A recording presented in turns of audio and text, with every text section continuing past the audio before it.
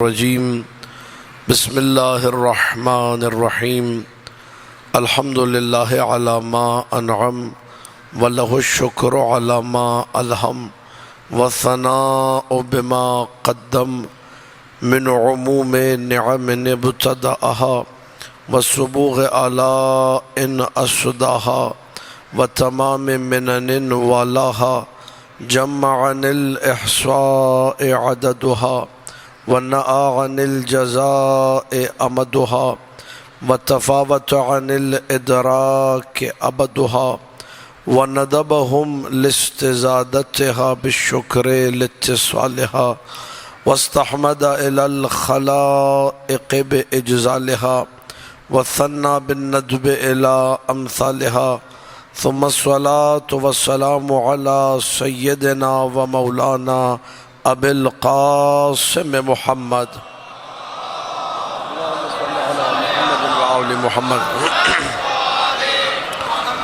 وآلہ الطیبین الطاہرین المعصومین المظلومین المنتجبین الأخیار واللعنة الدائمة على أعدائهم الأشرار اما بعد فقال الله تبارك وتعالى في كتابه المبين بسم اللہ الرحمن الرحیم لقد جاءکم رسول من انفسکم عزیز علیہ ما عنتم حریص علیکم بالمؤمنین رؤوف الرحیم. صلوات پڑھ دیجئے. اللہم صلی علی محمد و آل محمد. اللہ نے ہمیں ایک رسول عطا کیا جو رسول ہم سب سے محبت کرنے والا ہے، جو رسول مومنوں کی مشکلوں میں ان کے کام آنے والا ہے، ان کی پریشانیوں میں ان کا ساتھ دینے والا ہے، مومنوں سے محبت کرنے والا رسول. وہ رسول جو مومنوں سے محبت کرتا ہے، اس نے مومنوں کے نفوس کی تربیت کا بیڑا اٹھایا، اس نے مومنوں کو کتاب کی تعلیم دی، اس نے مومنوں کا تزکیہ نفس کرنا شروع کیا. تو فقط یہ رسول دنیا کی حد تک نہیں ہے، اس رسول نے دنیا کے بعد کی زندگی اور دنیا کے بعد کی زندگی، ان تینوں ادوار کی تربیت کی اپنی امت کی. دنیا کے بعد برزخ ہے، برزخ کے بعد آخرت ہے. رسول دنیا میں بھی رفیق اور شفیق ہے، رسول برزخ میں بھی رؤوف اور رحیم ہے، رسول آخرت میں بھی محبت کرنے والا، پیار کرنے والا ہے. 3-4 دن سے آپ کی خدمت میں، آج چوتھی مجلس سے مسلسل آپ کے سامنے حاضر ہو رہا ہوں، بلکہ یہاں کی 5ویں مجلس جس میں مسلسل آپ کی خدمت میں عرض کیا کہ رسول نے امت سے کتنی محبت کی، کیسے کیسے لوگوں کی تربیت کی.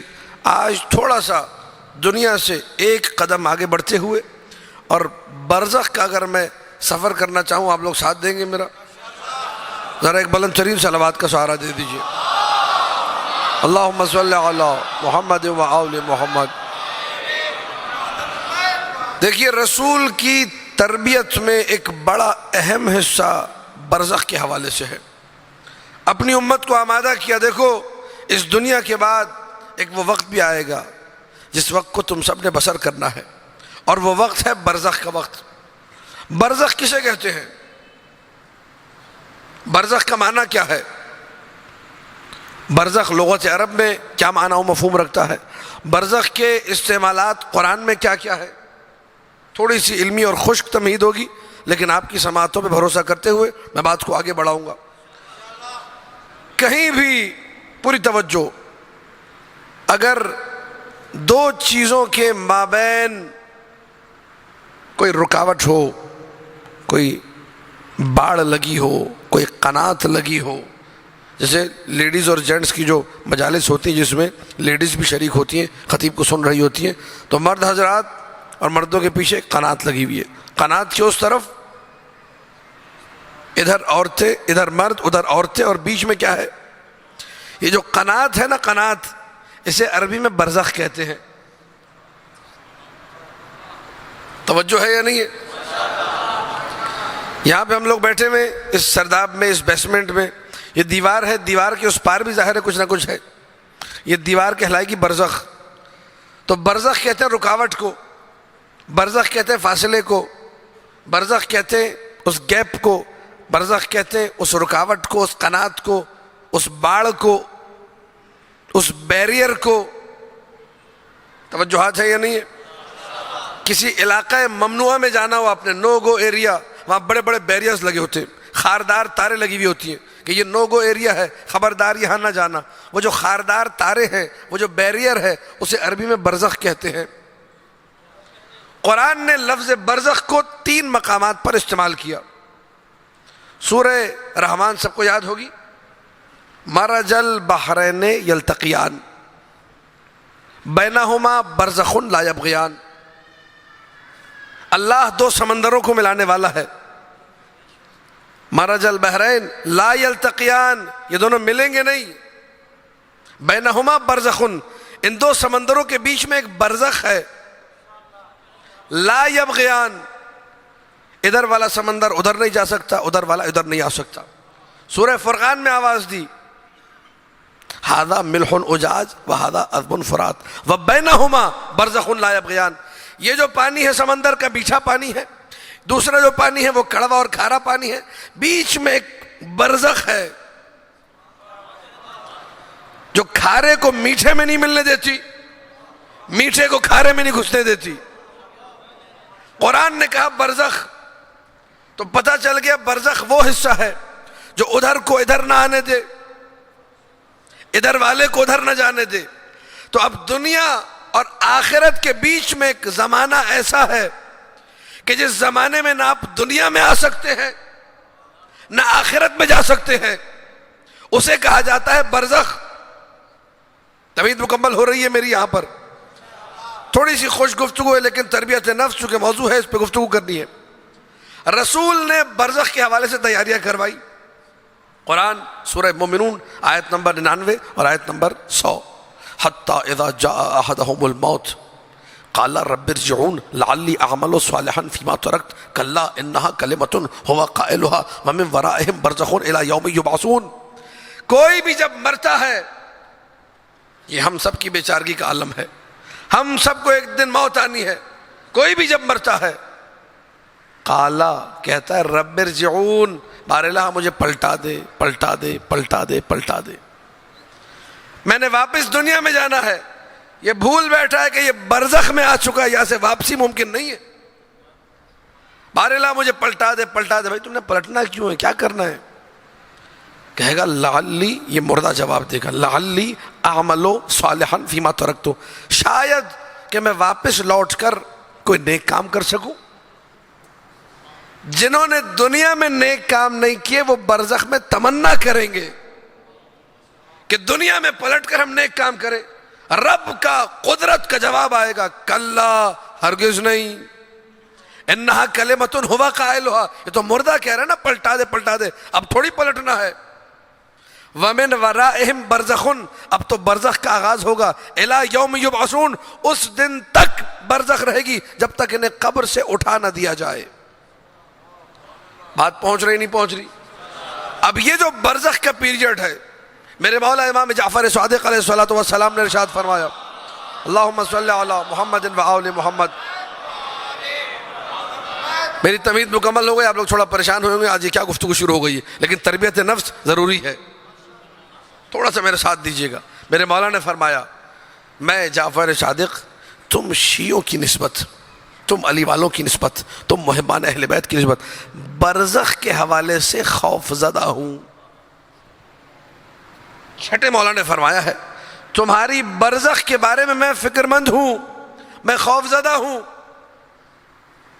وہ مولا ہے، وہ جعفر صادق ہے، وہ قرآن ناطق ہے، وہ کہہ رہا ہے میں تمہاری برزخ کے حوالے سے خوف زدہ ہوں۔ میں جس کی تربیت نفس نہیں ہوئی، میں جس نے پڑھا لکھا کچھ نہیں، میں جس نے قرآن نہیں پڑھا، قرآن پڑھ لیتا تو حیران ہوتا کہ قرآن میں کیا ہے، کتابیں پڑھ لیتا تو علم اضافہ ہوتا۔ میں نے شعراء، خدا ان سب تمام شعراء جو مرحوم ہو گئے درجات ان کے بلند کرے، جو زندہ ہے انہیں سلامت رکھے، محفوظ رکھے، لیکن آپ نے عقیدہ شاعر سے نہیں لینا۔ قرآن، حدیث، علماء حقہ، وہ آپ کو انٹرپریشن کر کے بتائیں گے، تفسیر کر کے بتائیں گے قرآن نے کیا کہا، حدیث نے کیا کہا۔ اب مولا فرما رہے، توجہ، پوری توجہ، مولا فرما رہے کہ میں جعفر صادق سلام اللہ علیہ میں خائف ہوں، میں خوف زدہ ہوں تمہاری برزخ کے حوالے سے۔ برزخ میں کیا ہوگا ابھی میں عرض کروں گا۔ برزخ میں منکر و نکیر آئیں گے، برزخ میں ملک الموت کا بھی آنا ہے، برزخ میں ترازو بھی لگے گا، برزخ میں پریشانیاں بھی ہوں گی، برزخ میں سوالات بھی ہیں، برزخ میں مردے کو قبر میں بٹھایا جائے گا، برزخ میں بہت کچھ ہوگا۔ مولا فرما رہے تمہاری برزخ کے حوالے سے میں پریشان ہوں۔ برزخ میں قبر مردے کو دباتی ہے، پریس کرتی ہے، پریس مشین اللہ نے لگائی ہوئی ہے۔ کسی نے مولا سے اگر کہا مولا اگر قبر میں نہیں جائیں گے، ایسی ہوا میں رہے تو کیا فشار قبر ہوگا؟ مولا نے کہا ہوا پریس کرے گی۔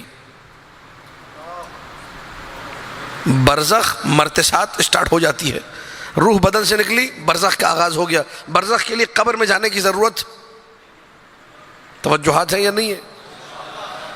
چھٹے مولا نے کہا کہ میں تمہاری برزخ کے حوالے سے خوف زدہ ہوں۔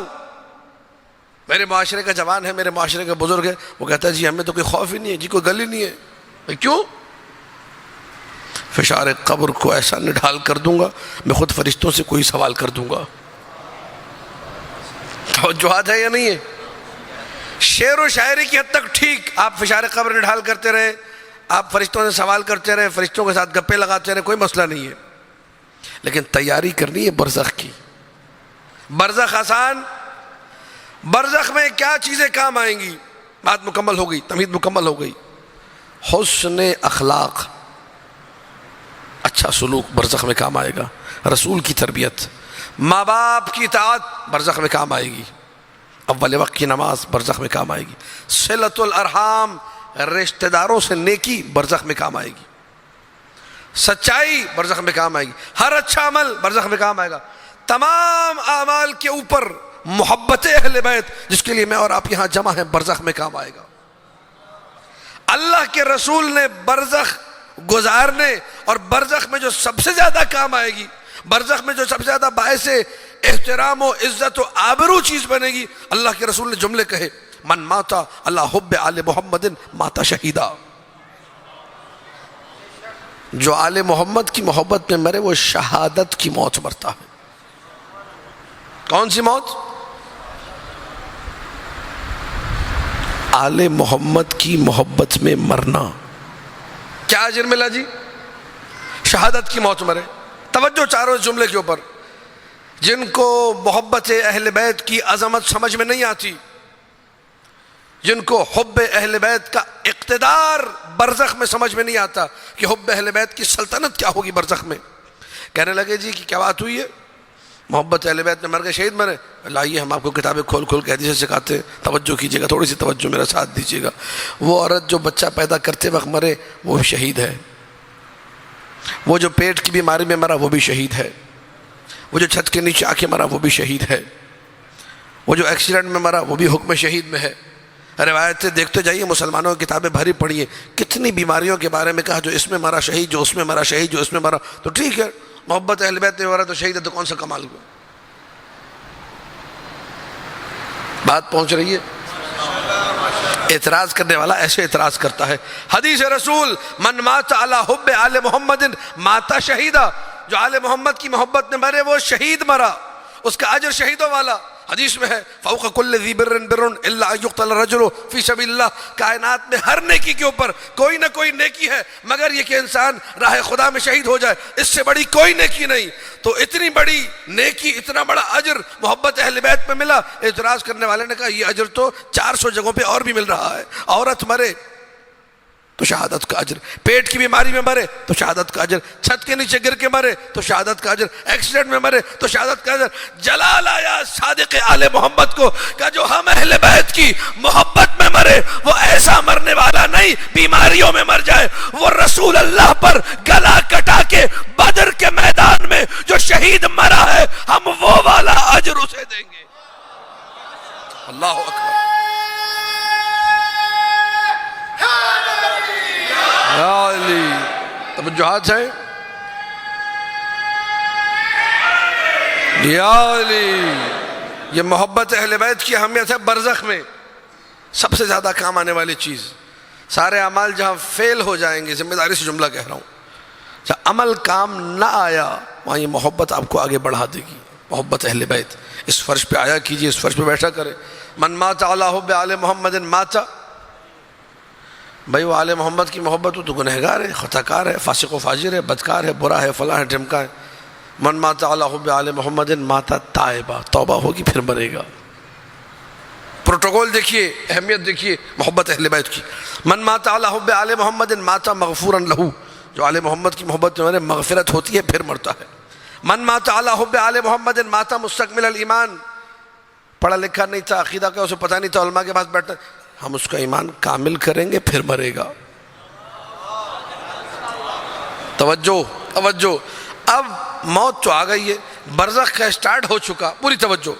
برزخ کا آغاز، سٹارٹنگ پوائنٹ ذہن میں رکھیے گا، برزخ کا آغاز قبر میں جانے کے بعد نہیں ہوتا، قبر میں زیادہ تر پیریڈ گزرتا ہے مردے کا، لیکن برزخ کا آغاز کہاں سے ہوتا ہے؟ ادھر روح بدن سے نکلی، برزخ شروع ہو گئی۔ اور یہ میں بارہا پڑھ چکا ہوں، اس ممبر سے میں نے پڑھا کہ انسان بڑا بیچارہ ہے۔ اذا مات ابن آدم قالت الملائکۃ ما قدم وقالت الناس ما خلف، اولاد آدم بڑی بیچاری ہے، جیسے ہی مرتی ہے فرشتے بھی پہنچ جاتے، لوگ بھی پہنچ جاتے، لوگ کہتے ہیں چھوڑ کے کیا گیا ہے، فرشتے کہتے ہیں لے کر کے آیا ہے۔ توجہات ہے یا نہیں؟ برزخ کا آغاز ہو چکا۔ نبی فرما رہے ہیں محبت اہل بیت کی قدر کیجئے، نبی کا جملہ ہے، کسی مولوی کا نہیں۔ مولوی جس کو دین کی سمجھ نہیں وہ آپ کو کیا بتائے گا؟ قبر میں یہ ہوگا، قبر میں منکر و نکیر آئیں گے تو ڈنڈے ماریں گے، قبر میں ملک الموت اگر آ گیا تو خیر نہیں ہے، تمہاری گرس پڑیں گے، قبر آگ سے بھر جائے گی، یہ ہوگا وہ ہوگا۔ وہ ساری آپ کو، وہ بھی روایت سنائے گا مولوی بھی نہ سمجھ، لیکن وہ وہاں سے سنائے گا، اس کے پاس نظارت تو ہے، بشارت نہیں ہے، ڈرات ہو رہا ہے، خوشخبری نہیں ہے۔ نبی فرما رہے من مات علی حب آل محمد بشرہ ملک الموت ثم منکر و نکیر بالجنہ، جو آل محمد کی محبت میں مرے پہلے ملک الموت آتا ہے، کہتا ہے مبارک ہو، جنت مبارک ہو، پھر منکر اور نکیر آتے ہیں، منکر اور نکیر کا نام سنتے ہی اچھے اچھوں کا پتا پانی ہو جاتا ہے، لیکن نبی فرما رہے اگر محب اہل بیت ہو تو منکر اور نکیر بھی کہتے ہیں بھائی تجھے جنت مبارک ہو، بہشت بری مبارک ہو۔ دیکھیں یہ برزخ ہے، برزخ مبارکباد برزخ میں دی جا رہی ہے، بہشت مبارک، جنت مبارک۔ آگے بڑھے، من مات علی حب آل محمد فتح فی قبرہ بابان الی الجنہ، جو آل محمد کی محبت میں مرے اس کی برزخ میں، اس کی قبر میں فرشتے آتے ہیں، دو دروازے بنا دیتے ہیں، کہتے ہیں دیکھو تمہاری آخرت یہ ہے، اس جنت میں تم نے جانا ہے۔ محبت اہل بیت کا ثمر دکھ رہا ہے آپ کو، برزخ ہے، برزخ۔ من مات علی حب آل محمد یزف الی الجنت کما تزف العروس الی بیت زوجہا، جو آل محمد کی محبت میں مرے اسے قبر سے جنت کی طرف ویسے لے جایا جاتا ہے جیسے دلہن کو اس کے نئے گھر کی طرف لے جایا جاتا ہے۔ پوری توجہ، آخری جملہ، یہ تفاسیر اہل سنت میں موجود روایت ہے جو برزخ کی عظمت پر ہے۔ برزخ میں محبت اہل بیت کی عظمت کیا ہے؟ تفسیر کشاف، تفسیر ثعلبی، ساری تفسیروں میں روایت مل جائے گی آپ کو۔ من مات علی حب آل محمد، جملہ ضائع نہ کیجیے گا، بڑا قیمتی ترین جملہ ہے اس پوری حدیث کا۔ جعل اللہ قبرہ مزار ملائکۃ الرحمہ، جو آل محمد کی محبت میں مرے۔ آپ نے سنا ہوگا جملہ، اکثر اسٹیج کے جو سیکریٹری ہوتے ہیں، جو ناظم صاحبان لوگ ہوتے ہیں، یہ سب جملہ کہتے ہیں کہ جی جس کی قبر پہ جانے والا کوئی نہیں اس کے لیے فاتحہ پڑھ دے، اس کے لیے دعا کر دے، جس کے لیے کوئی دعا کرنے والا نہیں ہے، جس کے لیے کوئی فاتحہ پڑھنے والا نہیں ہے، جس کی قبر پہ جانے والا کوئی نہیں ہے، جس کا کوئی وارث نہیں ہے اس دنیا میں، اس کے لیے آپ نیک اعمال انجام دیجئے۔ نبی فرما رہے خبردار کسی کے بارے میں کچھ کہتے رہو، علی والوں کے بارے میں یہ نہ کہنا۔ من ماتا علی حب آل محمد جعل اللہ قبرہ مزار ملائکۃ الرحمہ، جو آل محمد کی محبت میں مرتا ہے کوئی زمین سے جائے نہ جائے، اللہ عرش سے رحمت کے فرشتوں کو اس کی قبر پہ بھیجتا ہے، جاؤ یہ علی والا ہے جو آ رہا ہے۔ توجہ چاہ رہا ہوں، اللہ اکبر، یا علی یا علی، علی مولا، علی مولا، اللہم صلی علی محمد و آل محمد۔ توجہات یا علی، توجہات ہے یا نہیں ہے؟ جو آل محمد کی محبت میں مرے، یہ مرے گا تب جب ساری زندگی جیے گا بھی آل محمد میں۔ جس کی زندگی حب اہل بیت میں نہ، وہ مرے گا کہاں سے؟ موت تو اسی کو آئے گی نا جو جیتا بھی رہے۔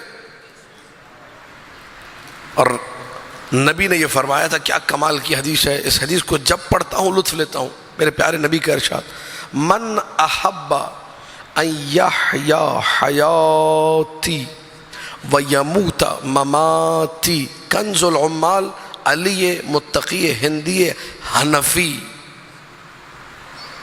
اہل سنت کی کتاب ہے کنز العمال، اس میں یہ حدیث ہے۔ اللہ کے پیارے نبی نے فرمایا، من احبا، جو یہ چاہتا ہے، ان یحیا حیاتی، کہ میری طرح جیے۔ میں اب تک سیرت مصطفیٰ کی بات کر رہا تھا نا، اب نبی فرما رہے جو میری طرح جینا چاہتا ہے، مصطفیٰ کی طرح جینا چاہتا ہے۔ اللہ اکبر، تو چھوٹا مرحلہ نہیں ہے یہ کہ اللہ کے پیارے نبی کی طرح زندگی گزارنا چاہتا ہے۔ وَيَمُوتَ مَمَاتِي، اور چاہتا ہے موت بھی اسے مصطفیٰ کی طرح آئے۔ پھر دہرا رہا ہوں، جملے کو ضائع نہ کیجیے گا، نبی کا جملہ، من احبا، جو چاہتا ہے، ان یحیا حیاتی، جیے میری طرح، وَيَمُوتَ مَمَاتِي، مرے میری طرح، فَلْيَتَوَلَّ عَلِيَّ بْنَ أَبِي طالب، تو اسے چاہیے علی سے پیار کرتا رہے، جیے گا بھی میری طرح، مرے گا بھی میری طرح۔ دیکھیے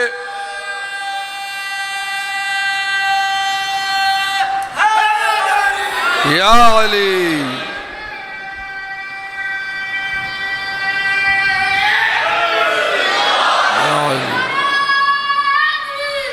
یا علی، یا علی، توجہات ہیں یا نہیں؟ جو آل محمد کی محبت میں جیتا ہے وہ رسول کی طرح جیتا ہے، اس کو موت آتی ہے تو رسول کی طرح۔ لیکن جس کے پاس حب اہل بیت نہیں ہے، حدیث کے دو جملے اور سن لیجئے، بات آگے بڑھ جائے گی، من مات علی بغض آل محمد، یہ زندگی بھر بھی اس کو پڑھا جائے تو اس حدیث کی چاشنی، اس حدیث کی لطافت، اس حدیث کی تراوت کم نہیں ہوگی۔ جو آل محمد کے بغض میں مرے، ماتا کافرہ، وہ کفر کی موت مرتا ہے۔ حدیث رسول، من مات علی بغض آل محمد آتن، تفسیر کشاف، تفسیر ثعلبی، یوم القیامت ومکتوب بین عینیہ آیس من رحمت اللہ، جو آل محمد کا بغض لیے حشر کے میدان میں آئے گا، اس کی پیشانی پہ لکھا ہوگا، رسول فرما رہے ہیں دشمن اہل بیت کی پیشانی پہ آیسن، یہ لکھا ہوگا، کیا لکھا ہوگا؟ آیسن من رحمت اللہ۔ یہ آیسن کا معنی ہے مایوس ہے، یہ انسان کیا ہے؟ نا امید ہے، مایوس ہے، کس سے؟ من رحمت اللہ، اللہ کی رحمت سے۔ جو آل محمد سے محبت نہیں کرتا، جو آل محمد سے نفرت کرتا ہے، اس کی پیشانی پہ لکھا ہوگا یہ رحمت الہی سے نا امید ہے۔ تو اب تو سمجھ جاؤ مسلمانوں، آل محمد ہی تو ہے جو اللہ کی رحمت کا مظہر ہے، اس کی پیشانی پہ لکھا ہوا ہے آیسن من۔ ہم نے محبت اہل بیت کی قدر، ہم نے نادانستگی میں، ہم نے محبت کی شروع میں، لیکن غلط لوگوں کے ہاتھ لگ گئے تو انہوں نے ہمیں غلط پٹیاں پڑھائیں، انہوں نے ہمیں غلط راہوں پہ گامزن کر دیا، اور یہ نا بخیردانہ جملے کہے، کم عقلی پر مبنی جملے، جہالت پر مبنی جملے، کہ دیکھو یہ محبت کسی کام کی نہیں ہے، یہ عقیدہ وقیدہ کسی کام کا نہیں ہے، یہ تمہاری عزاداری کسی کام کی نہیں ہے، اپنا عمل ٹھیک کرو۔ اس ممبر کا پیغام یہ ہے، تمہارا عمل کسی کام کا نہیں ہے، عزاداری ٹھیک سے کرو۔ تمہارا کوئی عمل کام نہیں آئے گا اگر تمہارے پاس محبت اہل بیت نہیں ہے، تمہارا کوئی عمل کام نہیں آئے گا اگر تمہارے پاس عقیدہ صحیح نہیں ہے، تمہارا کوئی عمل ٹھیک نہیں ہے اگر تم علی اولاد علی کے رستے پر نہیں ہو۔ بھئی کتنی حدیثوں میں ہے، لوگ عمل کر کر کے مر بھی جائیں، ان کو عمر نوح ملے، حدیث ہے نا، حدیث معصوم، میں نے پچھلے سال اسی ممبر سے سنائی تھی، اب بات آگے تو پھر سن لیجئے۔ کوئی شخص حج کرنے گیا امام موسیٰ کاظم علیہ الصلوۃ والسلام کی خدمت میں، اللہم صلی علی محمد و آل محمد۔ یہ خاص توجہ سماعت فرمائیے، ہمارا زمانہ بڑا پرآشوب دور ہے، یہ چاروں طرف سے فتنوں کی یلغار ہے، چاروں طرف سے ہمارے نوجوانوں کے عقیدوں کو مسخ کرنے کی کوشش کی جا رہی ہے۔ مخصوصاً یہ لاہور شہر پورے خطہ ارضی میں سب سے زیادہ خطرناک جگہ ہے بعض حوالوں سے۔ آپ لوگوں کو زیادہ ہوشیار رہنا چاہیے، کوئی ایسی بات نہ ہو جو آپ کو راہ راست سے ہٹا دے، آپ کو صحیح رستے سے ہٹا دے۔ آیا حاجی، حج مکمل تب ہوتا ہے جب زیارت اہل بیت ہو۔ اللہ کی عبادت حج، ان من اکمال الحج زیارتنا اہل البیت وسائل الشیعہ میں روایت ہے۔ حج کمپلیٹ تب، انکمپلیٹ حج کمپلیٹ تب ہوتا ہے جب آل محمد کے در پہ آ کے سلام کرو، ان کی زیارت کرو۔ حاجی آیا، فرزند رسول زیارت کرنے آئے ہوں آپ کی بھی، شیعوں کا وتیرہ تھا، جب بھی حج پہ جاتے تھے تو معصومین کی زیارت کرتے تھے، اور آج بھی ہے۔ اس وقت معصومین موجود تھے سامنے، آج ان کی قبور مطہرہ ہیں، ہم ان کی زیارت کو جاتے ہیں۔ فرزند رسول حج پہ آیا تھا، سوچا آپ کی زیارت کر لوں، مدینے میں آیا مولا کی زیارت کے لیے۔ توجہ توجہ توجہ، جب مولا سے ملنے آیا، عقاب الاعمال شیخ صدوق میں روایت موجود ہے، رحمت اللہ علیہ، شیخ صدوق کی ہر کتاب کام کی ہے۔ کہنے لگا فرزند رسول، وہ ہمارے پڑوس میں ایک آدمی ہے، جب دیکھو نمازیں پڑھ رہا ہوتا ہے، جب دیکھو روزے میں، جب اس کو کہتا ہوں بھائی کھانے کے لیے آ جاؤ، کچھ بیٹھ کے کھا لیتے، کبھی ہمارے گھر بھی آ جایا کرے 2 قدم، کہتے ہیں معاف کرنا میں روزے سے ہوں، میرا روزہ، جب بولا وہ روزہ ہے اس کا۔ جب گھر کے پاس سے گزرو، جی فلاں صاحب نماز پڑھ رہے ہیں، قرآن پڑھ رہے ہیں، عبادت کر رہے ہیں۔ اس کی اذان سن کے، اس کی تسبیح و تحلیل سن کے ہم لوگ اپنی نمازوں کے لیے اٹھتے ہیں۔ ہر وقت خلاصہ یہ عبادت میں ہے۔ یہ اتنا عمل، ڈھیر سارا عمل اگر آج کے زمانے کے کسی فرد کے سامنے پیش کیا، اس نے چھوٹتے کہنا ہے کہ اللہ ہمیں بھی توفیق دے، اللہ ہمیں بھی ایسا عمل کرنے کی ہدایت عطا کرے، یہ کہیں گے نہیں کہیں گے۔ لیکن معصوم وہ ہے جو حق اور باطل کو جدا کرنا جانتا ہے۔ معصوم نے یہ ہاتھ اٹھا کے نہیں کہا کہ اللہ تمہیں بھی توفیق دے، اللہ تمہیں بھی ویسا بنا دے۔ اس نے عمل کا انبار لگا دیا کہ مولا پورا سال عبادت، جب دیکھو نماز، جب دیکھو روزہ، جب دیکھو تلاوت، جب دیکھو ذکر، جب دیکھو تحلیل، جب دیکھو تسبیح، جب دیکھو تقدیس، ہر وقت عمل میں مصروف ہے۔ میرے مولا نے نہیں کہا اللہ تجھے بھی توفیق دے، میرے مولا نے کہا یہ بتاؤ علی کے رستے پر ہے کہ نہیں؟ یا علی، ہمارے امر امامت پر ہے کہ نہیں؟ کوئی تائید میرے مولا نے نہیں کی، کوئی تعریف میرے مولا نے نہیں کی کہ یہ بتاؤ ہمارے رستے پر ہے، ہمارے امر سے مراد امر امامت، امر ہدایت، صراط مستقیم اس پہ ہے کہ نہیں؟ کہ فرزند رسول مجھے نہیں معلوم، کہ اگلے سال پوچھ کر آنا۔ کوئی رسپانس نہیں، نو رسپانس۔ اس نو رسپانس کو محفوظ کریں، اس سے لطف اٹھائیے ہم لوگ اس کا۔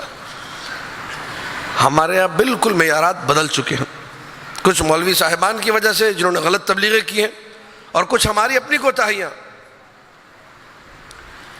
میں نے جملہ کہا تھا، اور جب تک ممبر پہ رہوں گا اس جملے میں تکرار کرتا رہوں۔ کچھ جملے نا جو زندگی بھر انسان کہتا ہے میں نے پڑھنے ہی پڑھنے، ان میں سے ایک جملہ یہ ہے، یاد رکھیے، نوجوان بیٹھے ہیں، بزرگ بیٹھے ہیں، میں اپنے لیے بھی کہہ رہا ہوں، اپنے تزکیہ نفس کے لیے بھی، آپ سب کے لیے، جتنے غلط کام ہم کریں گے، جتنے گناہ ہم کریں گے، جتنی ہماری نگاہ حرام کی طرف جائے گی، جتنا ہمارا کان حرام کی طرف جائے گا، جتنے ہمارے اعضاء و جوارح حرام کی طرف جائیں گے، جتنے حرام کام کریں گے، جملہ نوٹ کیجئے گا، اتنی محبت اہل بیت میں کمی ہوگی۔ جملہ نوٹ کر رہے ہیں آپ لوگ؟ آنکھ حرام کی طرف گئی، حسین کے لیے 1,00,000 آنسو بہانے تھے، وہ 99,000 رہ جائیں گے، 1,000 آنسو کم ہو گئے، 99,000 تھے 98 ہو گئے، 98 تھے 97 ہو گئے، کمی ہوگی، آپ مانیں یا نہ مانیں۔ گناہ کا اثر، گناہ اس لیے نہیں کرو کہ جو اس کے سائیڈ افیکٹس ہیں، گناہ اس لیے نہیں کرو کہ جو اس سے بے عزتی ہوگی، گناہ اس لیے نہیں کرو کہ محبت اہل بیت میں کمی ہو جائے گی۔ محبت اہل بیت میں جینا ہے نا، اہل بیت کے عشق میں آگے بڑھنا ہے۔ اس لیے میرے نوجوان دوست، میں اپنے لیے بھی کہہ رہا ہوں، میں گناہ نہ کروں، آپ گناہ نہ کریں، کہ محبت کم ہونا شروع ہو جائے گی۔ محبت کم ہونا شروع ہوگی، اس کے بعد یہ مرحلہ آئے گا کہ ایک امامے والا نظر آئے گا، مولوی یا کوئی ذاکر کوئی بھی، وہ کہے گا یہ کیا تم حرکتیں کر رہے ہو، نماز پڑھا کرو، یہ کیا تم گھنٹوں ماتم میں لگے رہتے ہو، مجلسوں میں بیٹھے رہتے ہو، فضول کام کرتے رہتے ہو، نماز پابندی سے پڑھا کرو۔ بھائی ٹھیک ہے، آپ نماز کی تبلیغ کیجئے، لیکن ماتم کے مقابلے میں کیوں لا رہے ہو بھائی؟ اگر حسین کا ماتم نہ ہوتا تو اللہ کی نماز نہیں بچتی۔ یہ حسین کا ماتم تو ہے، جس نے اللہ کی نماز کو بچایا ہوئے تقابل کیوں کر رہا ہے؟ یہ حماقت ہے۔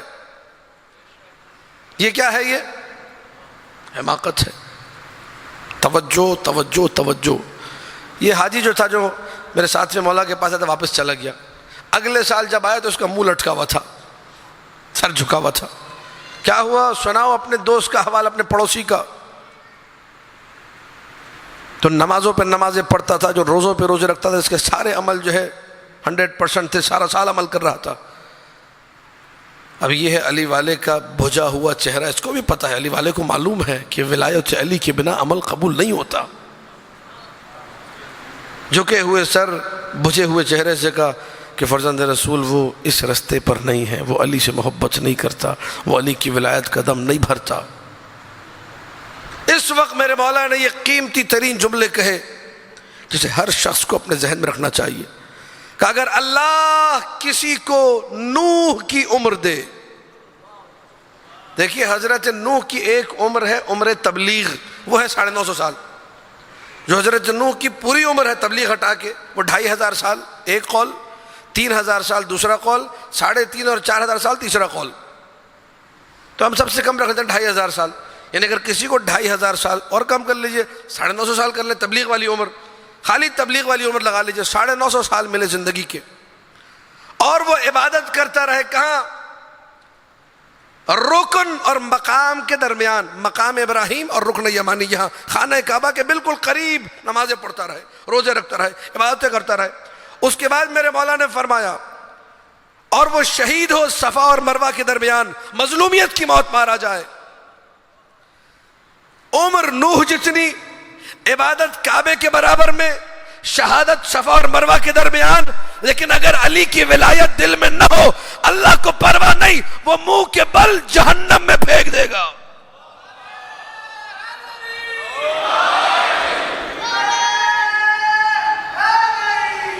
یا علی، مولا آپ لوگوں کو محفوظ رکھے۔ یا علی، توجہات ہے یا نہیں؟ اللہم صلی بسم اللہ الرحمن الرحیم۔ پیغام پہنچ رہے آپ لوگوں انشاءاللہ۔ گناہوں سے بچیے، اپنی محبت کو پروان چڑھائیے۔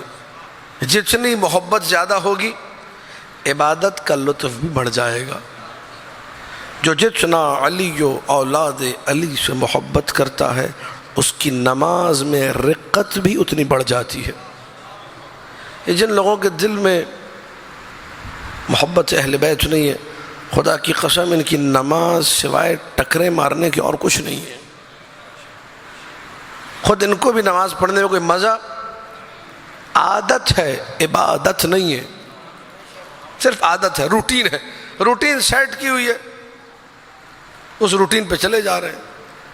حقیقت میں عبادت کا مزہ ہے ہی اس کے لیے جو دل میں علی کی محبت رکھتا ہو۔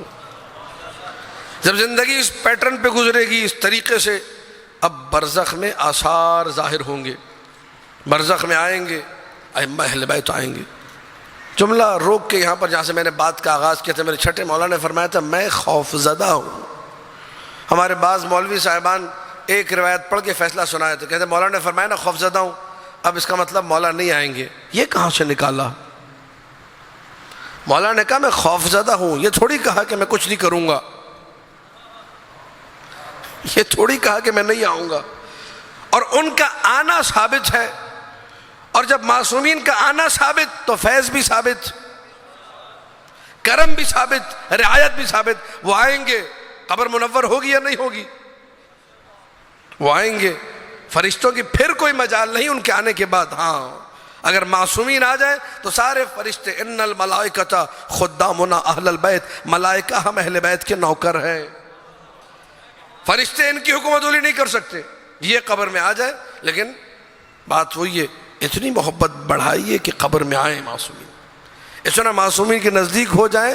اللہ اکبر، کہ برزخ ان کے نور سے منور ہو جائے.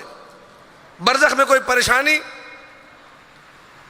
برزخ حشر کا میدان، تیاری کیجئے، نفس کو آمادہ کیجئے، تربیت کیجئے نفس کی کہ انسان ہر مشکل کے لیے تیار رہے، سخت سے سخت ترین حالات کے لیے تیار رہے. قبر میں، برزخ میں، حشر کے میدان میں سوالات ہوں گے. قبر میں سوالات ہوں گے، روایت ہے فرشتہ آئے گا، مردے کے بدن میں روح کو ڈالے گا اور مردے کو بٹھائے گا. قول معصوم ہے. قبر میں ہم سب کو ہمارے مردہ ابدان کے اندر روح ڈالی جائے گی، ہمیں بٹھایا جائے گا. سوال ہوگا من ربک، تمہارا رب کون ہے؟ اللہ ربی، اللہ میرا رب ہے. من نبیک، نبی کون ہے؟ محمد النبی. ما ہوا کتابک، کتاب کیا ہے تیری؟ القرآن و کتابی. شرم آئے گی اس کو جواب دیتے ہوئے جو جس نے زندگی میں کبھی قرآن کو چھوما بھی نہیں ہوگا. میں نے کل ایک جملہ کہا تھا قصور شہر میں، آپ کی نظر بھی وہ جملہ کر رہا ہوں کہ جو لوگ قرآن نہیں بھی پڑھتے نا، پڑھنا نہیں بھی آتا، 10 بستہ گزارش ہے، مولا حسین کا ذاکر ہوں، اتنی میری بات رکھیے، اتنی میری بات مان لیجئے کہ اپنے گھر میں قرآن لا کے رکھیے اگر نہیں ہے، اور روزانہ صرف 1 مرتبہ چوم کے واپس رکھ دیا کریں، بس اتنا کر لیں اگر پڑھنا نہیں بھی آتا. میرے نجف اشرف میں ایک دوست تھے بھارت چنار کے، وہ کہتے تھے ہماری دادی، ان کو قرآن پڑھنا نہیں آتا تھا لیکن ہر ماہ رمضان میں کئی قرآن ختم کرتی تھی. میں نے کہا کیسے؟ وہ کہتا تھا شروع سے لے کر آخر تک میری دادی آنکھوں سے آیتیں دیکھتی جاتی تھی اور قرآن اس طرح ختم کرتی تھی. نہیں آتا، محبت ہے، نہیں آتا، لگاؤ ہے، تھوڑا سا لگاؤ تو پیدا کیجئے اپنی کتاب سے. قرآن ہماری کتاب ہے، ہم قرآن سے محبت نہیں کریں تو کون کرے گا؟ قرآن کو چومیے، قرآن کو بوسہ دیجئے، قرآن کو دیکھیے. من ہوا امامک، امام کون ہے؟ علی امامی، الحسن امامی، الحسین امامی. یہ وہاں قبر میں یہ عقیدہ کام آئے گا. اور کچھ چیزیں ہوں گی، کچھ سوالات ہوں گے جو حشر کے میدان کے ہوں گے. محبت سے اہل بیت قدم قدم پہ کام آنے والی چیز. حشر میں جتنے سوالات ہوں گے، حدیث معصوم ہے لا یزول قدم عبد الا ویسأل عن حبنا اہل البیت. انسان کے قدم حشر میں اپنی جگہ سے ہلیں گے نہیں، حرکت نہیں کریں گے مگر ایک سوال ہوگا، بتاؤ علی اولاد علی سے محبت کرتے ہو کہ نہیں کرتے؟ قبر میں سوال عقیدے کا، حشر میں سوال محبت اہل بیت کا، دنیا میں سوال محبت اہل بیت کا. دنیا میں اہل بیت سے محبت کی تھی کہ نہیں کی تھی؟ یہ ایک پورا سلسلہ ہے، تکاملی سلسلہ. دنیا، برزخ، آخرت، اور تینوں مقامات پر اگر محبت اہل بیت سے نہیں، کام خراب ہے. دنیا اچھی کرنی ہے، آل محمد سے محبت کرو. برزخ اچھی کرنی ہے، آل محمد سے محبت کیجئے. آخرت اچھی کرنی ہے، آل محمد سے محبت کیجئے.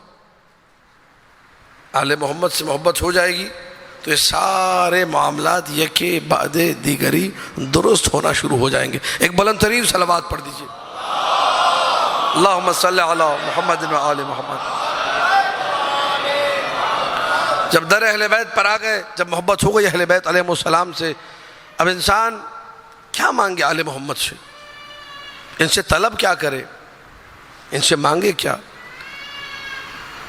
صرف روٹی، پانی، دسترخوان کا نمک، روپیہ، پیسہ، گھر، دولت. آل محمد سے صرف یہ چیزیں تو نہیں مانگنی. یہ چیزیں تو آپ حضرت ابوذر سے، آج حضرت ابوذر سے مانگیں گے وہ بھی دے دیں گے آپ کو. حضرت میثم تمار، حضرت قمبر، حضرت مالک اشتر، ان سے مانگے تو وہ بھی دے دیں گے. آل محمد کا مقام بہت بلند ہے عند اللہ، بہت زیادہ بلند ہے.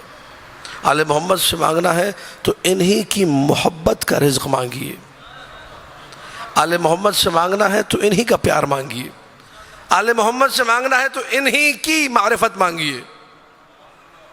یا آل محمد سے مانگنا ہے رزق. یہ بار اللہ مجھے آل محمد کے صدقے میں آل محمد کی معرفت میری طہارت کے مطابق عطا کر دے. وہ لوگ جو در اہل بیت پر آئے، وہ جو ابو ذر بنے، جو مقداد بنے، انہوں نے آل محمد سے کبھی دنیا نہیں مانگی، رزق محبت، رزق وفا، رزق اطاعت، ان چیزوں کو مانگا۔ آل محمد نے جتنا انہوں نے مانگا اس سے کہیں زیادہ بڑھ چڑھ کے انہیں عطا کیا۔ کون کون سے علوم جو اپنے اصحاب کو ائمہ طاہرین نے عطا نہیں کیے۔ ہمارے بزرگ عالم دین تشریف لا رہے ہیں، بلند ترین صلوات پڑھ دیجئے۔ اللہم صلی علی محمد و آل محمد۔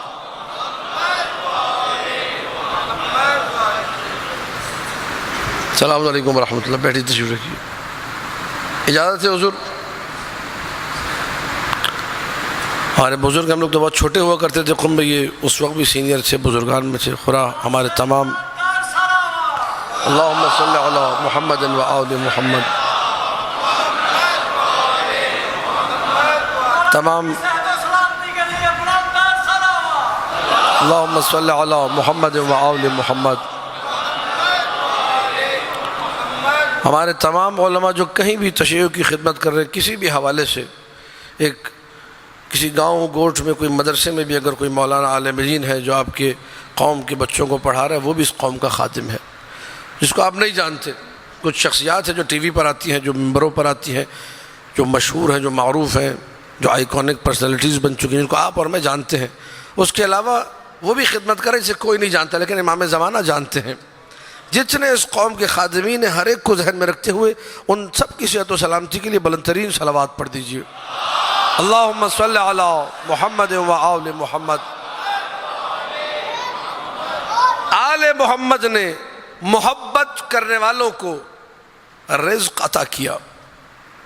اب کل انشاءاللہ تفصیل سے میں عرض کروں گا یہ آل محمد کے رزق دینے کا طریقہ کار کیا ہے، نہ اس میں خلاف توحید کچھ ہے، نہ اس میں شرکیہ کوئی بات ہے، ان سے اللہ کی دی ہوئی قدرت سے، اللہ کی دی ہوئی توفیق سے بإذن اللہ آل محمد نے حبیب کو، روشید حجری کو، میثم کو، چونکہ روایت ایک ایسی پڑھیں اس میں تینوں موجود ہیں، ان تین کا نام لیا میں نے، ورنہ اور بھی ہیں، جن کو علم منایا و بلایا عطا کیا۔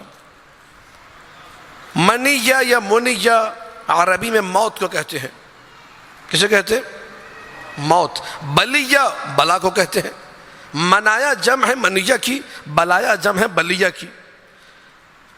اپنے شاگردوں کو یہ علم سکھایا مولا علی نے، علم المنایا و علم البلایا۔ میثم کو سکھایا، حبیب کو سکھایا، روشید حجری کو سکھایا، اور کو بھی سکھایا، اور بہت سو۔ کون کب مرے گا ان کو معلوم ہے، کس پر کب کیسی بلا نازل ہوگی، کون سی مصیبت آئے گی۔ یقین جانیے بعض اوقات یہ معجزات، یہ واقعات ائمہ کی نسبت ہم لوگ پڑھتے تو لوگ یوں آنکھیں پھاڑ کے دیکھ رہے ہوتے، بابا تم ائمہ کے حوالے سے پریشان ہو رہے ہو، یہ تو میثم کا مقام ہے، یہ تو حبیب کی عزت ہے، یہ تو روشید حجری کی فضیلت ہے کہ روشید حجری بھی جانتے ہیں کون کب مرے گا، کس پر کون سی مصیبت آئے گی۔ کوفے کا واقعہ ہے، رجال کشی میں لکھا ہے، بڑے بڑے علماء نے اپنی کتابوں میں لکھا ہے، رجال امام قادی میں لکھا ہے کہ ایک دن حبیب ابن مظاہر اور میثم تمار کی ملاقات ہوئی۔ توجہات ہے یا نہیں؟ دونوں ملے اور گھوڑوں پہ سوار تھے، گھوڑے سے اترے نہیں۔ گھوڑے کی گردن، حبیب کے گھوڑے کی گردن میثم کے گھوڑے کی گردن سے ٹکرائی، تو حبیب نے میثم کو دیکھا۔ میثم اس وقت گنجے تھے، سر پہ بال نہیں تھے، اور وزن بھی میثم کا بڑا ہوا تھا، پیٹ بھی نکلا ہوا تھا روایت کے مطابق۔ تو اب ظاہر ہے حبیب کی عمر 75 سال، میثم کی عمر بھی کافی ہے، تو حبیب نے میثم سے کہا میں ایک ایسے بوڑھے اور موٹے گنجے کو دیکھ رہا ہوں جو علی کی محبت میں مارا جائے گا۔ حبیب نے میثم سے کہا میں ایک ایسے بوڑھے کو دیکھ رہا ہوں جو علی کی محبت میں۔ حبیب کے بال بڑے ہوئے تھے اور زلفیں دراز تھیں،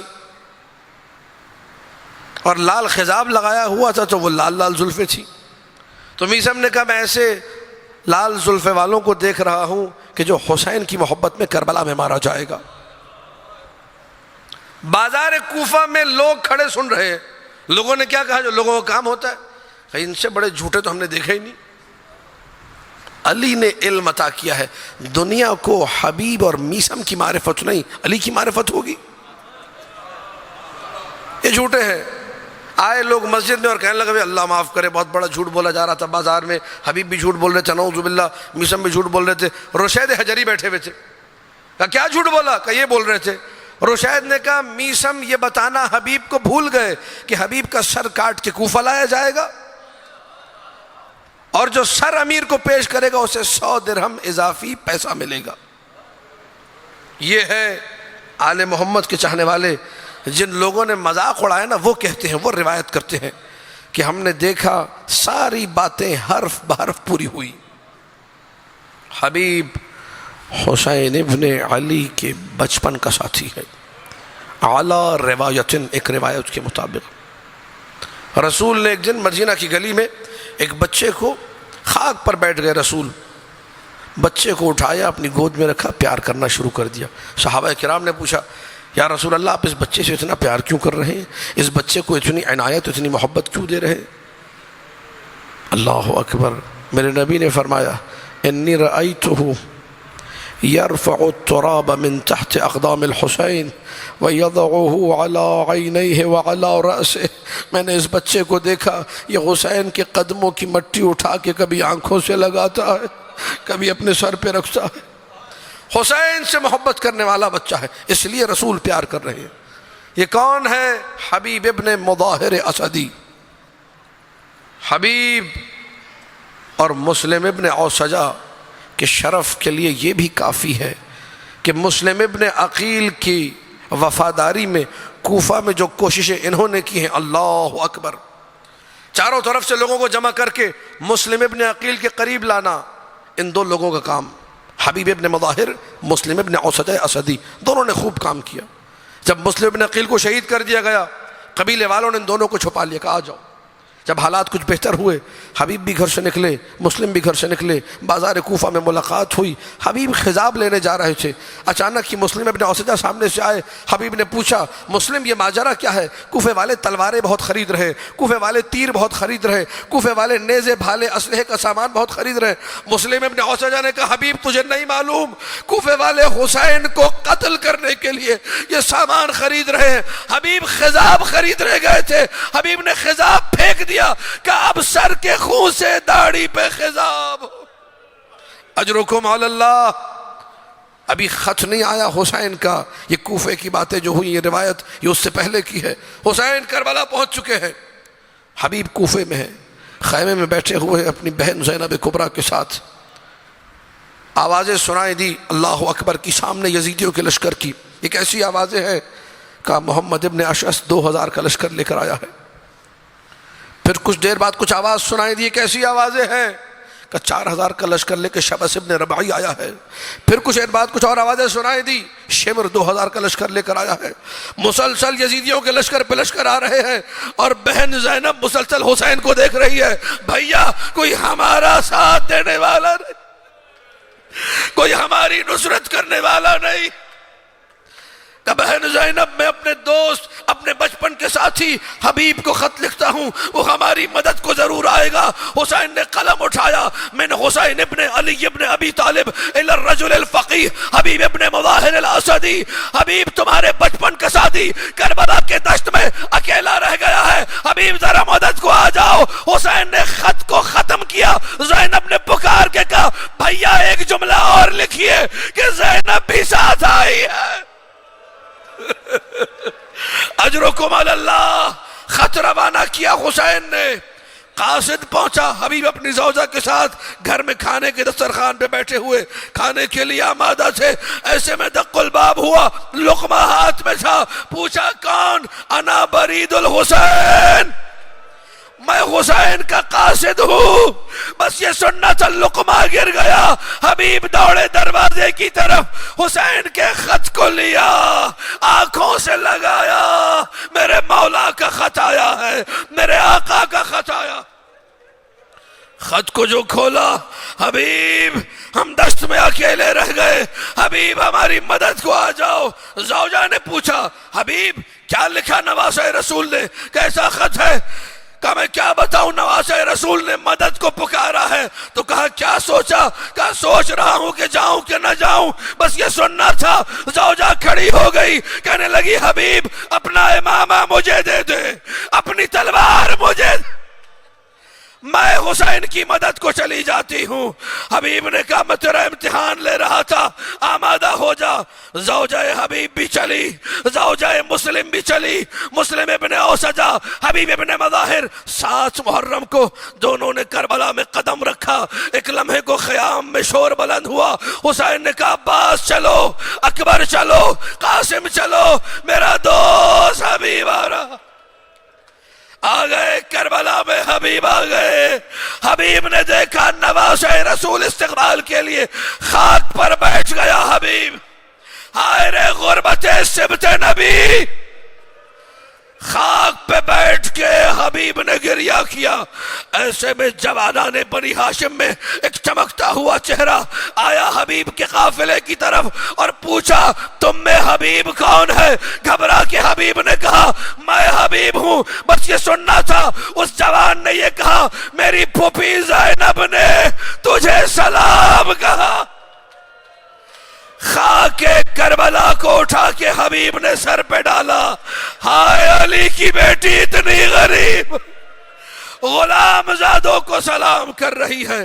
اجرکم علی اللہ، راتیں گزر رہی ہے ایک کے بعد ایک۔ عاشور کی شب آئی، ہلال ابن نافع نے آ کر حبیب سے کہا حبیب علی کی بیٹی پریشان ہے، علی کی بیٹی پریشان ہے، نہ جانے کل حسین کے ساتھی حسین کی مدد کریں گے یا نہیں کریں گے۔ بس اتنا سننا تھا۔ حبیب نے سارے اصحاب حسین کو جمع کیا، چلو اپنی تلواریں نکالو زینب کے خیمے کے سامنے، بتاؤ ہم سب حسین پہ گلا کٹائیں گے۔ حبیب حسین کا وفادار، حبیب سبت نبی کا وفادار۔ اجرکم علی اللہ۔ عاشور کا دن آ گیا، وقت نماز قریب آیا، وہب ابن حباب کلبی شہید ہو چکے، مسلم ابن اوسجہ کی باری ہے۔ مسلم ابن اوسجہ میدان میں گئے، کئی لائنوں کو واصل جہنم کیا۔ جب مسلم ابن اوسجہ زمین کربلا پہ گرے، مسلم ابن اوسجہ کی زوجہ بھی کربلا میں موجود، بیٹا بھی کربلا میں موجود۔ حبیب ساتھ آئے تھے نا، حسین کے ساتھ مسلم کے جنازے پر پہنچے۔ مسلم اگر مجھے پتا ہوتا کہ میں تیرے بعد زندہ رہوں گا تو تجھ سے کہتا جو وصیت ہے مجھ سے کر، بیوی کے حوالے سے، بچوں کے حوالے سے، میں تیری وصیتیں پوری کرتا۔ ایک مرتبہ مسلم نے کہا حبیب نہ زوجہ کی وصیت نہ بچے کی وصیت، اوسی کا بہذا الشیخ المظلوم، میں تجھے مظلوم حسین کی وصیت کرتا، حسین کا ساتھ دینا، حسین پہ گلا کٹانا۔ عزادارو حبیب نے کہا مسلم تیرا حکم سر آنکھوں پر۔ مسلم شہید ہوئے۔ اب حبیب گئے میدان میں، بوڑھا شیر عشق حسین ابن علی میں جوان ہو چکا ہے، 62 یزیدیوں کو واصل جہنم کیا۔ ایک لعین نے آگے بڑھ کر حبیب کے سر پہ وار کیا، حبیب کا سر کٹا اور سر جب جھکنے لگا کسی لعین نے شکم میں نیزہ مارا، حبیب زمین کربلا پہ گرے۔ حسین پہنچے حبیب کے جنازے پر، للہ درک یا حبیب، حبیب خدا تیرا بھلا کرے، کنت تختم القرآن فی لیلۃ واحدہ، حبیب تو ایک رات میں ختم قرآن کیا کرتا تھا۔ حبیب کے جنازے کو لیا، خیمے کی طرف آئے، حبیب کی زوجہ موجود ہے۔ حبیب کی زوجہ کے خیمے کے پاس جا کر آخری جملہ حسین نے کہا اے زوجہ حبیب مجھے معاف کرنا، میں زندہ نہیں ہوں گا ورنہ تیری چادر کی حفاظت کرتا۔ بس یہ سننا تھا کہ حبیب کی زوجہ باہر آ گئی، مولا زینب کی چادر مجھ سے زیادہ قیمت۔ آخری جملہ ختم ہو گئی مجلس، آخری جملہ ختم ہو گیا۔ عاشور کا دن آ گئی، شام غریبہ، 11 محرم بھی آئی، قافلہ چلا، سر تقسیم ہونا شروع ہوئے، ہر قبیلے نے سر لیے۔ حبیب کے سر پہ لڑائی ہوئی، کون یہ سر لے کے جائے گا؟ ایک لعین نے بہرحال سر حاصل کیا۔ جب کوفے میں قافلہ وارد ہوا تو ہر نے زبردار کے پاس ایک سر ہے۔ اچانک ہی حبیب کا بیٹا قاسم آیا میدان میں اور باپ کے سر کو دیکھا، نیزہ بردار کو دیکھا، کہنے لگا مجھے میرے باپ کا سر دے دے، یہ میرے باپ کا سر ہے۔ نیزہ بردار نے حبیب کے بیٹے قاسم سے کہا میں تجھے سر نہیں دوں گا، مجھے امیر سے انعام چاہیے، بس یہ سننا تھا۔ قاسم نے کہا جس کا جوان بیٹا زندہ ہو اس کا سر نو کے نیزہ پہ بلند نہیں ہوتا۔ ہائے رے سید سجاد، باپ کا سر نو کے نیزہ پہ تھا لیکن بیمار کے ہاتھ